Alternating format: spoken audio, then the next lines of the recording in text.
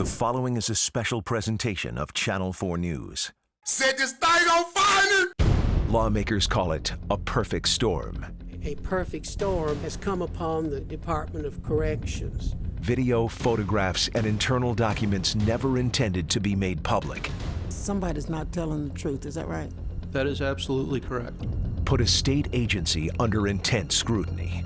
We are getting some public criticism. Raising serious, high-level concerns and problems. Tell our side of the story and get all the facts out. 2 years of stories that alarmed lawmakers and infuriated the public and exposed what some call a system of secrets. What we really have is a statistical sleight of hand.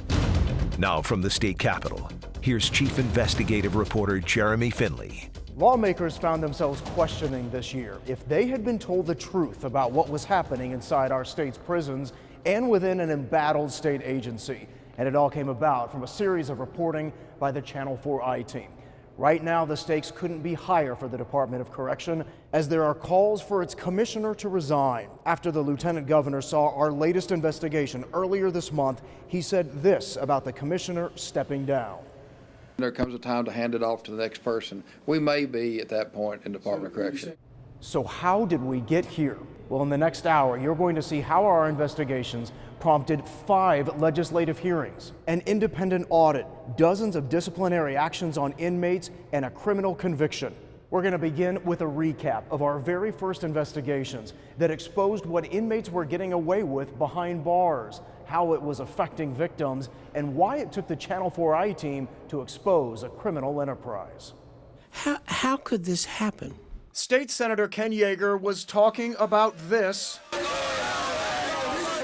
and this. Don't be on CNN in the morning, man. And this. I believe I'm smoking better than everybody. In one instance, I recall they actually set a fire. Photographs and video the Channel 4 I-team uncovered of outrageous behavior of inmates inside state prisons that led to this legislative hearing. My biggest concern was what I saw on television, that we just a flagrant violation of law. It began when we found more than 100 inmates posting their drug use and wild times, using social media to make drug deals, show off their contraband, and hordes of food. These are murderers, rapists, and other convicted criminals, and they appear to be having a pretty good time in prison. And I don't like it, but it's a problem that we face today, and it's something that we work hard on every day. We tracked down the families of murder victims and showed them what the killers of their loved ones were doing behind bars. That's not punishment. That is not any kind of a punishment. It's just like being out on the outside. As a result, the state swept prisons, and more than 70 inmates were disciplined or charged criminally. We then reported on innocent people being harassed and threatened repeatedly by inmates using illegal cell phones. How many times did he call? 400. It was right at 400. And how they say the state was ignoring their pleas for help. Do you think that the prisons are taking this seriously enough? No, I don't.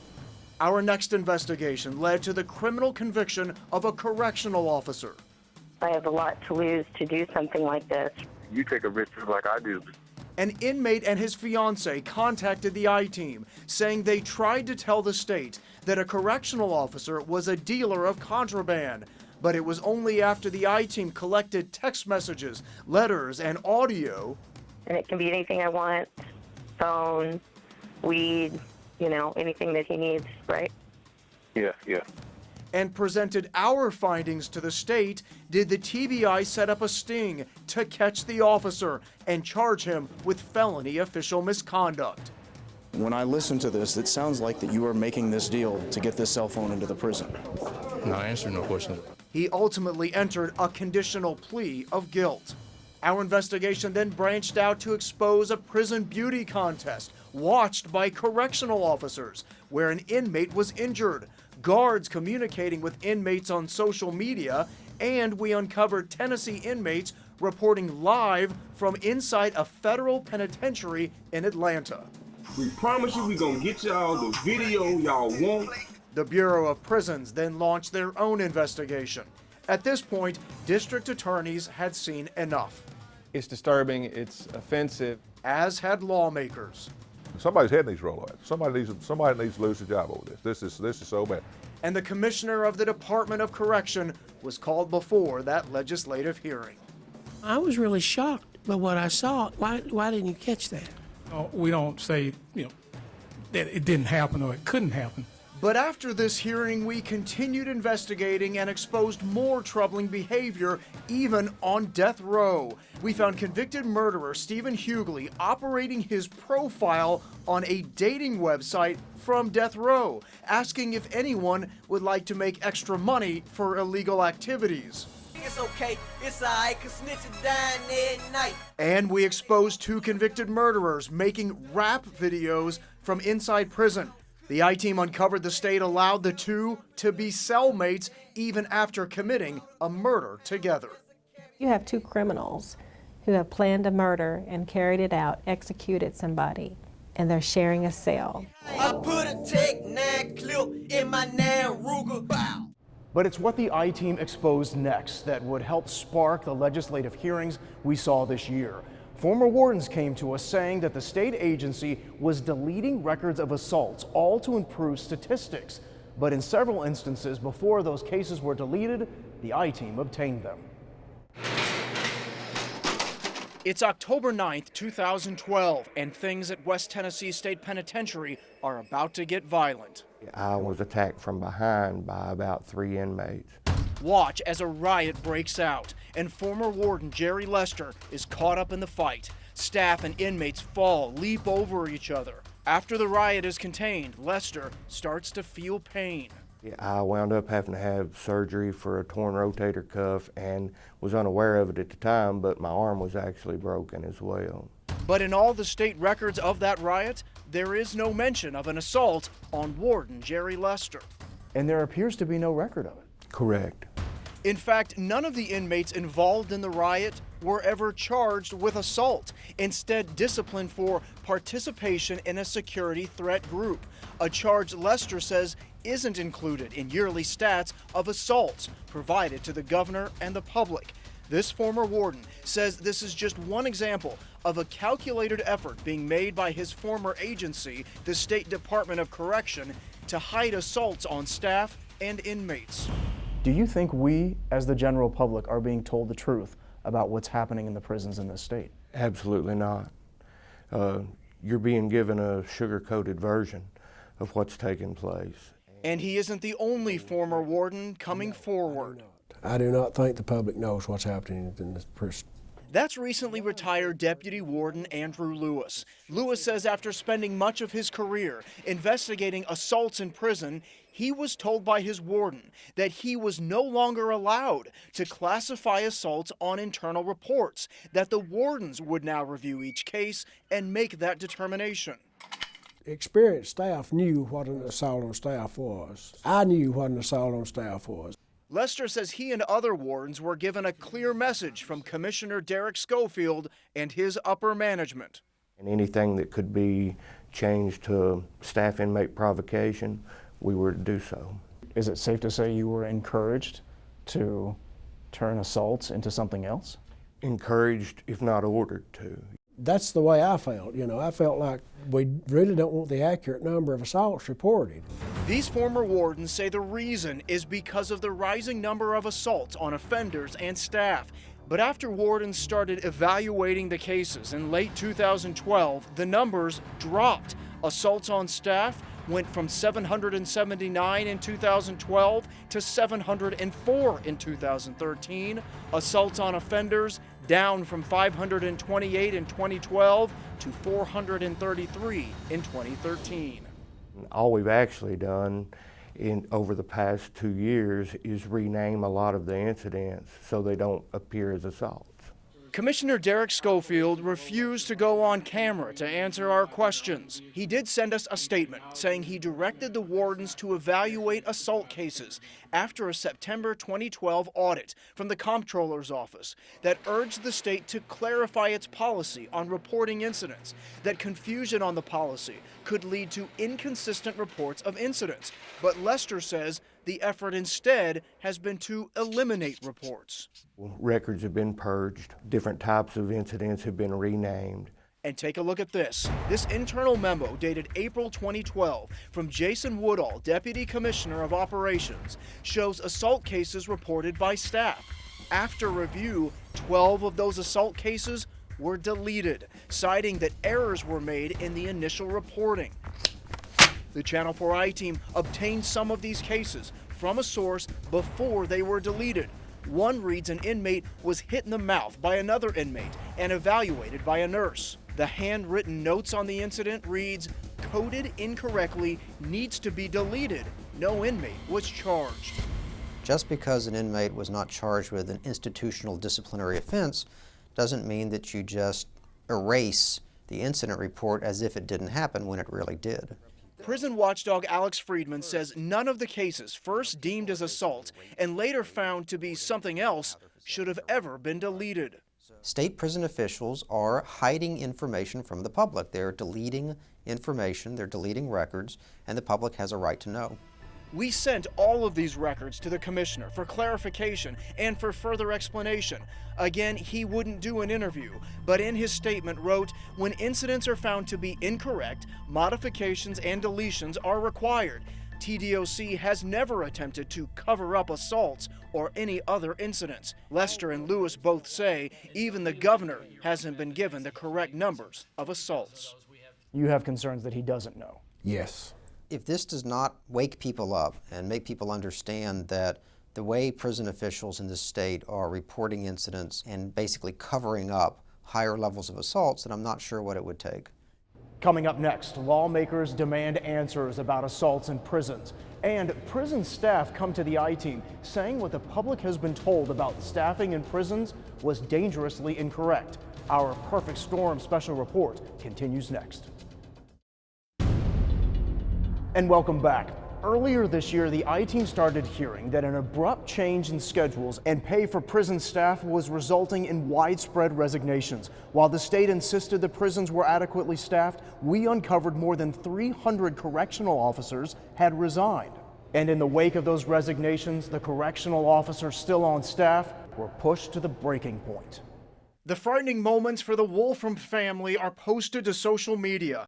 Pictures of Correctional Officer Justin Wolfram's Toyota pickup laying on its side in Van Buren County. The incident report from July 24th reads that Wolfram was on his way back from working a 16-hour shift at the prison when he fell asleep at the wheel, running off into a ditch and causing the vehicle to roll over. Wolfram's wife writing, "These doubles he's having to pull are ridiculous, and he isn't getting enough sleep, which resulted in this." Senator Paul Bailey represents the county where Wolfram's prison is located. When these correctional officers are having to work double shifts, and many of them are only able to get 3 to 4 hours sleep before coming back into their next shift, then security becomes an issue. This year, in all prisons across the state, the Department of Correction implemented a new 28-day schedule, 6 days on, 3 days off. That means their days off are constantly changing, and overtime is now only paid after those 28 days are worked. Former correctional officers say the abrupt changes in overtime and work-life balances prompted many to quit. I decided to leave because it's not getting better. And as a result, staffing shortages in prisons and employees required to work back-to-back 16-hour shifts. Sometimes officers fall asleep. He swerves off the road. He told me, I said, "Are you okay?" He says, "I'll try to make it. I'm tired." I think that we have to definitely start looking at the Department of Corrections. The I-Team tracked down Wolfram, who says he couldn't comment at the direction of a TDOC spokeswoman. In a statement to the I-Team, a spokeswoman wrote, "On the night of the wreck, Officer Wolfram volunteered to work a double shift. While we appreciate his commitment to his career, we hope that every officer considers their amount of rest and well-being before volunteering to work additional hours." But others say officers have no choice but to work additional shifts. County Commissioner Danny Tippett, who represents a county in West Tennessee, posted this letter online that he sent to the governor and TDOC's commissioner, writing that the current conditions under which correctional officers are being forced to work are deplorable, staff members are fatigued, and stress levels are extremely high. Tippett's wife recently resigned from her job with a state prison. due to the work schedule she was working under and the way they were having the mandatory and overtime and things like that, just putting a hardship on the family. A TDOC spokeswoman went on to write that the safety of the staff is our greatest concern. But Senator Bailey believes this is just one of several wrecks involving fatigued officers. My understanding is that there's been multiple crashes from employees that have left the Bledsoe Correctional Facilities, with one of those being very serious and that employee not being able to return to work as of today. At this point, the I-Team wanted hard numbers. We wanted to see if the prisons were understaffed, but the state refused to release that information, citing security reasons. But sources on the inside provided rosters that raised troubling questions. Tyler Nelson's basement has become his information hub. He's the creator of the Facebook page Occupy Corrections and the planner of a protest. We've lost officers. You know, people have walked off the job. People with years of experience have walked off the job. While the I-Team has confirmed 322 officers have resigned since the new schedule went into effect, we wanted to know how the resignations were affecting the prisons. The state wouldn't release that information, but the I-Team obtained a staff roster from West Tennessee State Penitentiary from July 12th, and it shows on that day there were 141 vacant jobs. Add up all of the employees who could have been working that day, and it's nearly 30% vacancies, ranging from officers who relieve other employees to officers overseeing pods where the inmates are held. We showed it to Nelson, who works at a Middle Tennessee prison. Had you come to me with this information a couple of months ago, I would have been shocked. But over the last couple of months of having experienced it for myself, it just doesn't surprise me anymore. We asked a spokeswoman for TDOC if that nearly 30% vacant jobs indicated the prison was short-staffed that day. Her response, no. While we've acknowledged that we have vacancies, our greater concern is the fact that you have possession of a facility roster and the threat that it poses to the safety of our officers. She went on to write the 141 number isn't accurate, but she couldn't provide accurate numbers. She added some of the vacancies are in positions that are not necessary. And the governor has come in defense of TDOC, saying the numbers of violent incidents in prisons are down. We're down over 20% statewide. Are there incidents? You bet. Have there always been? You bet. Are our prisons safer now than they were before? Yes. Coming up, after what the I-Team exposed, lawmakers summoned the commissioner of the Department of Correction to hearings. But internal documents obtained by the I-Team question if lawmakers were told the truth. We'll be right back. And welcome back. It was members of the House of Representatives that then summoned the commissioner. Correctional Officer Tyler Nelson spent much of the hearing doing what you're seeing here, shaking his head, as the commissioner of the Department of Correction answered questions from lawmakers. We are getting some public criticism, and that's why you are here today. In your opinion, are you as a department out in front of it, or can you do a better job staying out in front of it?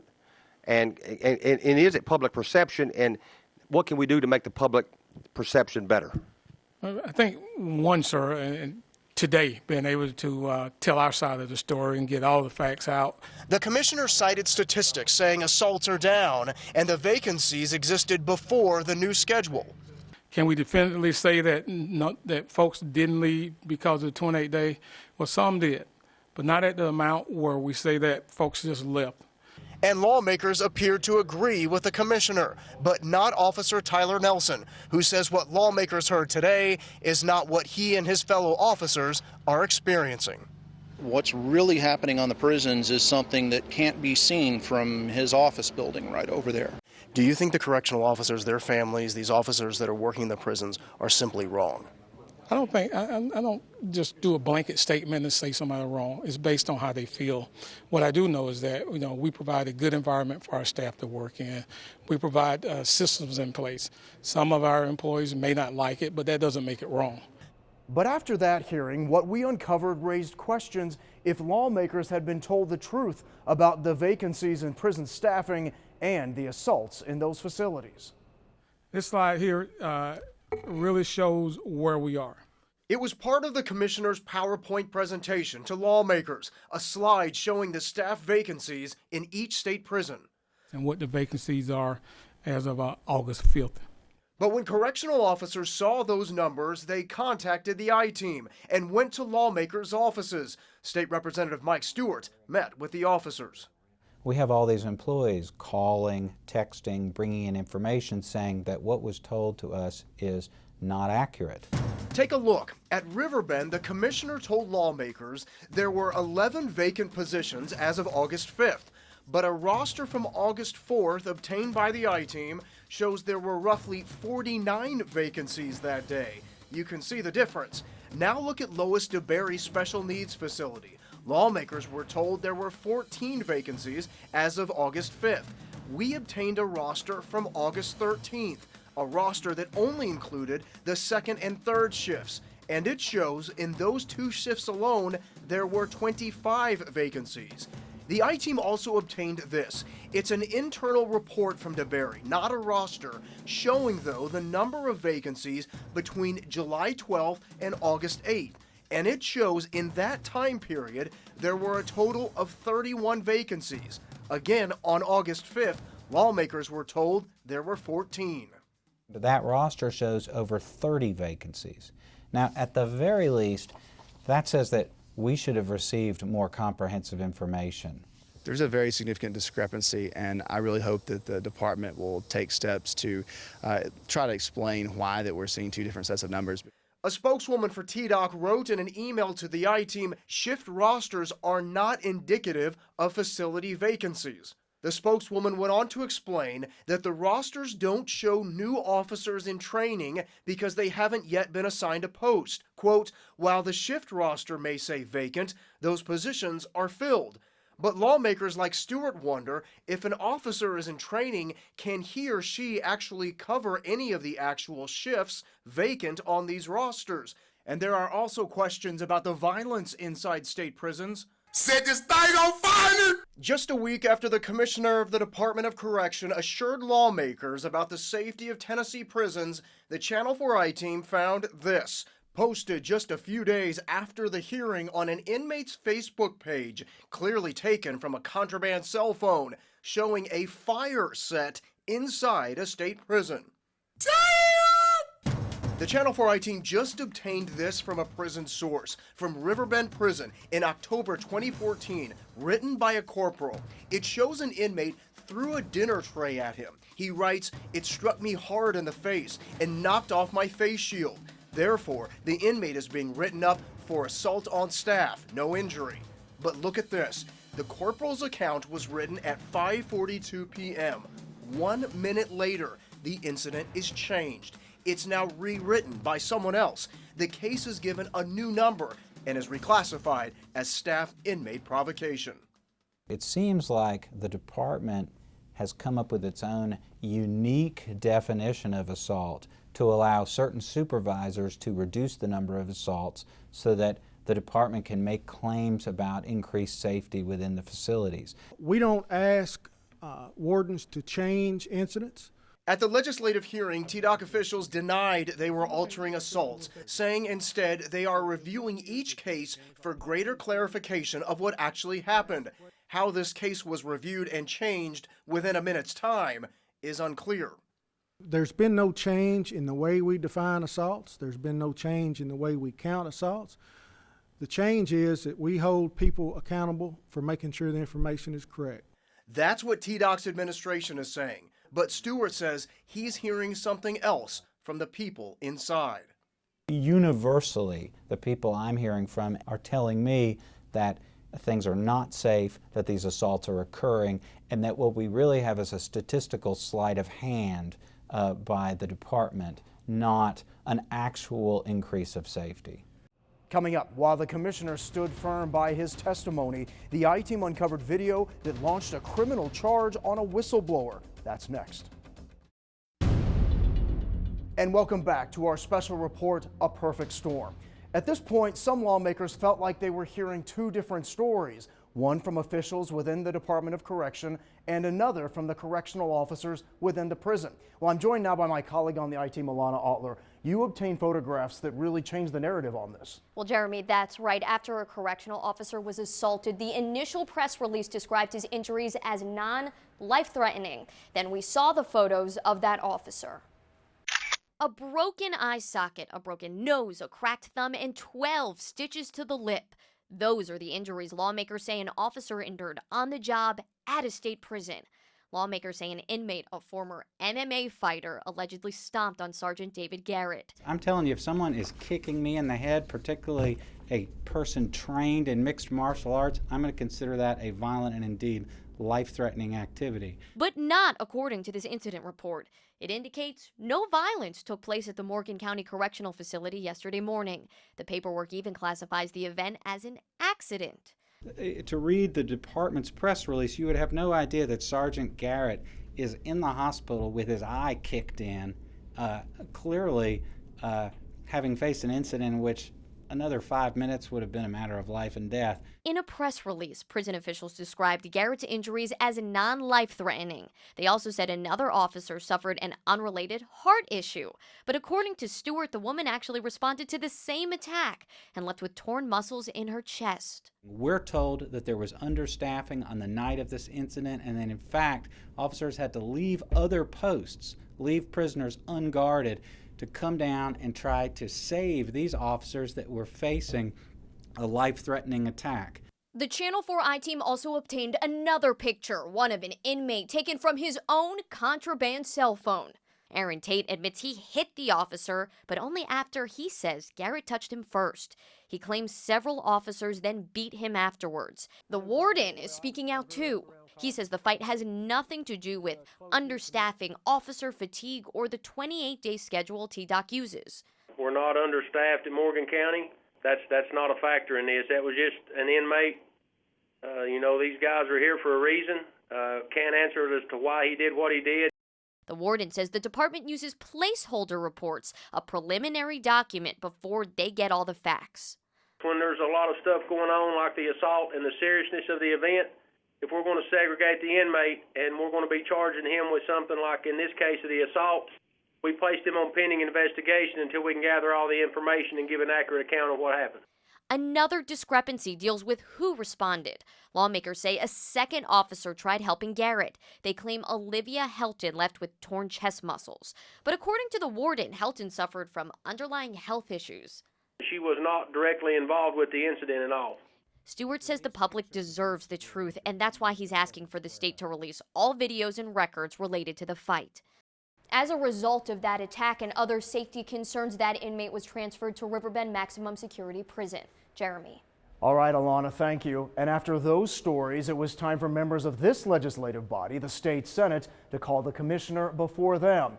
And in that hearing, the commissioner had a surprise of his own. He would be calling for an independent audit. From within his own prisons, he's heard the criticisms. A perfect storm has come upon the Department of Corrections. But never quite like this. Schofield can say whatever he wants to say and lie about whatever he wants. Correctional officers blasting their own commissioner in front of a legislative hearing, and lawmakers wondering who's telling the truth. Somebody's not telling the truth, is that right? That is absolutely correct. Unafraid former and current employees. I'm retired. They can't fire me. They can't put me on third shift, and they can't take my Social Security money. We're tired, exhausted. The commissioner struck back. Some of the statements that were made were opposing to what we say or to what we believe, and some of them I really don't agree with. Including the fact that he says assaults are down. But look at the slide shown during the hearing. Assaults down from 612 in 2010 to 350 this year. But look what's up. The lesser charge of inmate staff provocation, 937 this year compared to just 403 in 2010. As incidents began to rise, we as wardens were directed repeatedly to review all assaultive and violent incidents and reduce those that we could to a lesser nonviolent offense. It's institutions from east to west who are raising serious, high-level concerns and problems. And how can they all be unfounded, as you said? The distortion of the facts and not based on facts. The commissioner at last telling lawmakers the independent evaluation by the outside group will target concerns about vacancies and how incidents are being classified. What was it like for you to hear the criticism that you heard today from some of your own employees? Not new. I mean, I've heard it and responded to it. They got an opportunity to tell their side of the story to the legislators. Coming up, the audit is launched, and the I-Team started investigating the auditors, and we obtained video of a brutal prison beating, and a whistleblower is arrested by the state. Stay with us. And welcome back. Next, the I-Team obtained video that shows just how dangerous conditions are for correctional officers, and it was that story that launched a kind of chain reaction where some say the state took retaliation on a whistleblower. It all starts innocently enough. An inmate tries to talk to a correctional officer who then opens the door to the pod. Moments later, the attack begins. The correctional officer is beaten to the ground, repeatedly punched and dragged. The assault continues, punch after punch.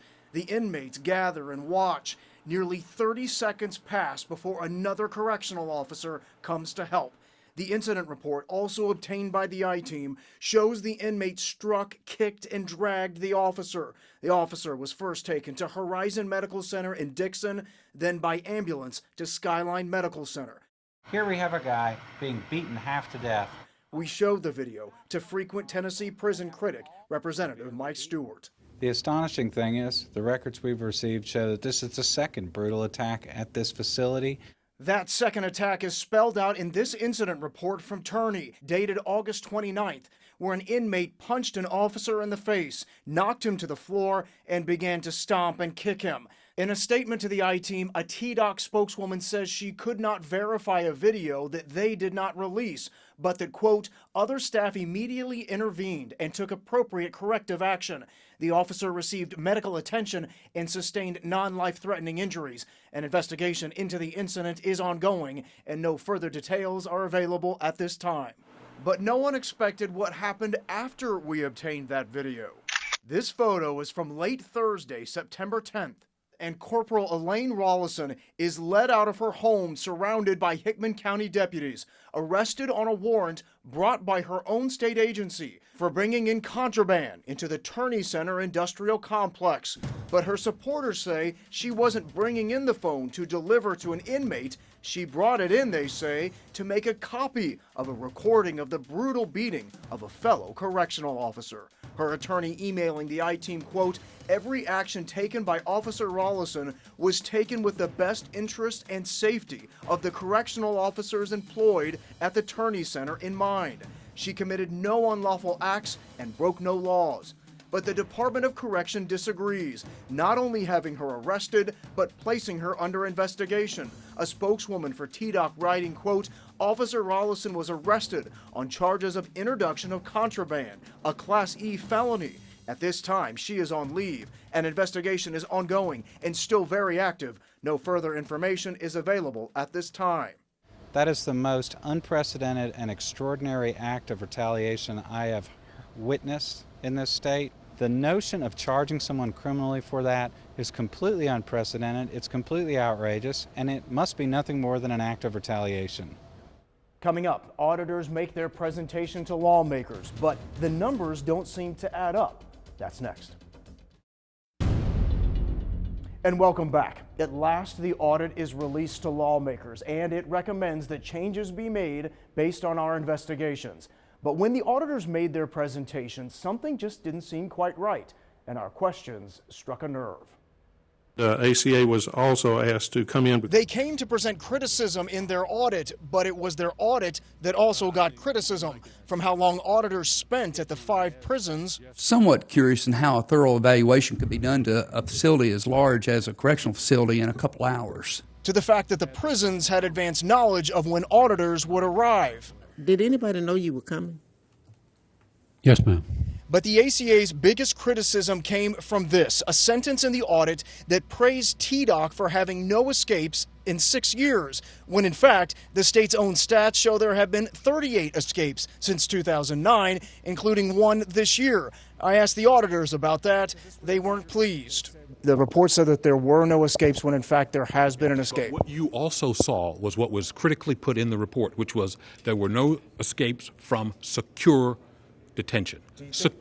Secure detention. There were individuals, or there was someone who walked away from a unit that was out in the community picking up trash. I think the general public would say that's an escape. No, you have to understand that it wasn't an escape over the fence. Just in case you didn't hear him, he said the inmate didn't escape over the fence, meaning the escape wasn't from inside a prison. Speaking about inside the prisons, the ACA said the state's prison system has a solid core, but that the 28-day schedule needed to be eliminated to get correctional officers their overtime pay quicker, and that the way some assaults are classified be changed. It's been a major part of our I-Team investigations of how former wardens say assaults were reclassified as the lesser offense of inmate staff provocation. And that recommendation was to delete the old definition of assault, delete the old definition called provocation, inmate staff provocation, and insert new rules. After that hearing, yet another Senate hearing was held. And the commissioner announced they would launch a survey to ask about changing the controversial 28-day schedule, and that the definition of assaults would change. We're going to change some definitions. There are changes, but we'll talk about what they are soon. In the meantime, what we uncovered next prompted the lieutenant governor to question if the commissioner should step down. We found gang members becoming cadets within the prison system, hired by the state and trained to become correctional officers. It's no secret that gang members are filling up the state's prisons. This could be a catastrophe waiting to happen. But this former training officer, along with internal documents obtained by the I-Team, is revealing how gang members have infiltrated the very system designed to punish gang members. So you think that this is a concentrated effort to get gangs into the prisons through becoming cadets? Most definitely. It was here at the state's Training Academy for Cadets that former instructor Lauren Broming says she and other trainers found cadets they suspected of being in gangs. Gathered information and sent it up the chain, and we've basically been told to stand down or don't do anything involving gangs on or off duty, which is totally defeating the purpose of safe and secure prisons. Broming says the situation only got worse this year when well-documented vacancies in prison staff started to put pressure on instructors. We have been told that anybody that comes down there, we are to train them, we are to pass them, and it's not our job to hire or fire. And emails between employees and TDOC's Security Threat Group, or STG division, shows gang investigators concerned as well. In this series of emails from July, an STG investigator writes that a cadet recommended to go to work at Riverbend Prison was found with gang tattoos, including the word Crip on his left hand. In an interview, the cadet later admitted when he was young he was a Crip. The investigator writes, the board said that they were told to hire pretty much everyone who applied just to send them to the best fitting facility, so he was recommended to work at Riverbend. But it also gives all the gang members that are coming in as cadets the information and knowledge of how we conduct business with the Department of Correction. In yet another email, this time from June, a cadet admitted she was the girlfriend of a vice lord and is considered a flower, which is a female vice lord. A TDOC investigator wrote, let the institution that hired her decide on the course of action, if any. And look at this. It's a termination letter of another cadet from July, where the state writes, it was also discovered you have affiliations with high-ranking gangster disciples. How much of a concern is it that gang members have become cadets? It's always a concern, but it's not isolated to just corrections. You look across the state and in the country, it's nothing new. I mean, we're no different than anybody else. Broming says there's no question why gang members are trying to become correctional officers.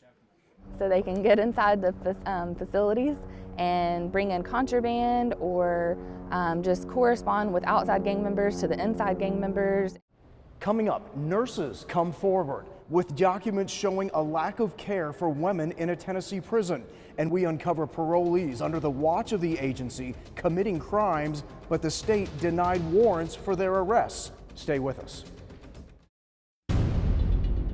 Our next investigation focused on another controversy within the Department of Correction. This agency also oversees parolees, and we found parolees committing crimes, their parole officers issuing warrants for their arrest, and the state denying those warrants. You're about to see what happens when a normal workday is interrupted by an armed man on the run. Employees and customers at American Motorsports crouch and hide as Aaron Smith rushes through. Other surveillance video from March 22nd, 2014 shows him running from police. All on the same day, he pointed a gun at a detective and carjacked Smyrna mother, Deanne Getzinger.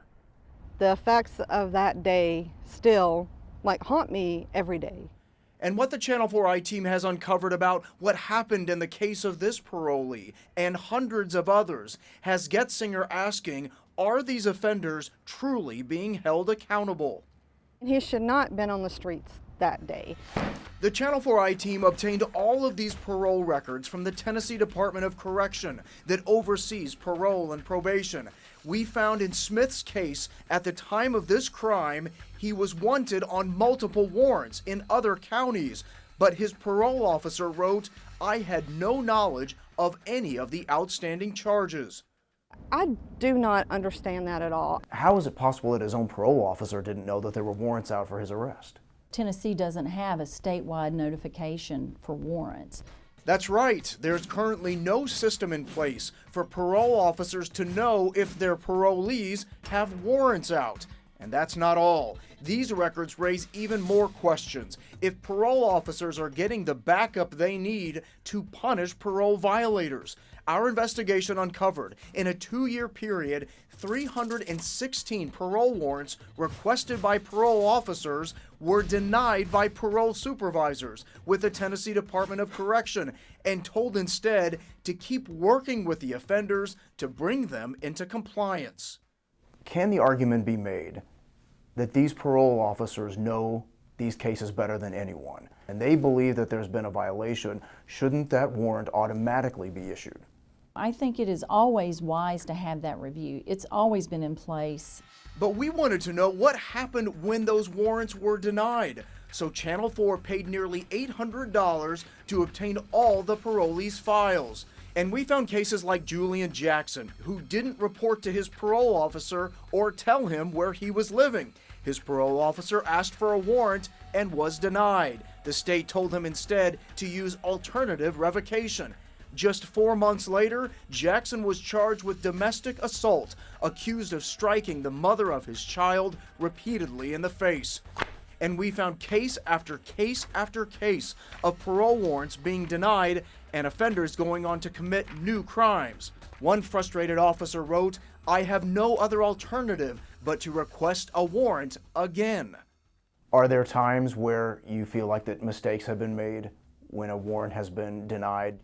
It's a tough question to answer because you are talking about Monday morning quarterbacking. I mean, I think our goal is to do the best we can with the information we have at the time. We also found case after case of parolees committing crimes from theft to low-level felonies, and the warrants were still denied. Officers again instructed to work with parolees to get them into compliance. I was just so traumatized. Deanne Getzinger can only wonder if these parolees are getting too much leniency from the state, and what would have happened if a violent parolee wasn't the only one to die this day. Would this be a different story now had he shot us? Would there be changes made if we weren't here? Next, we turned our attention to the treatment of women in a Tennessee prison. Nurses came to us with medical records citing a dangerous lack of care of female inmates. In photographs, Keena Spurgeon appeared to have everything: beautiful children, a loving family.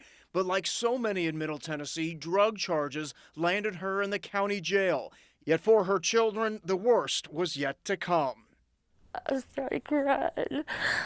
And I told her, I said, yeah, your mama's really, really sick. In jail, Spurgeon was diagnosed with advanced cancer. She needed so much care, she was ultimately moved to the Tennessee Prison for Women.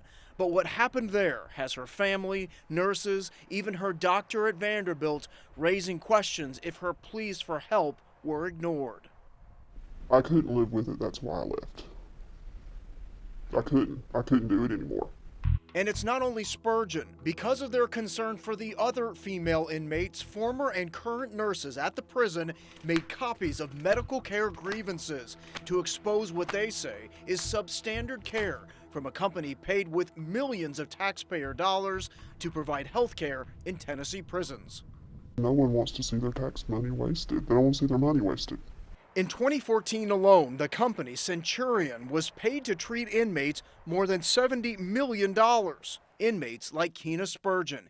Even though her cancer wasn't curable, she wanted to fight because she was due to be released from prison next month on December 30th. That was her main thing. She wanted to come home and be with her kids. But then her family started getting letters from Spurgeon saying she was not being taken to her medical appointments at Vanderbilt. She kept calling me and telling me, that they hadn't took her to the doctor and she didn't know what was going to happen.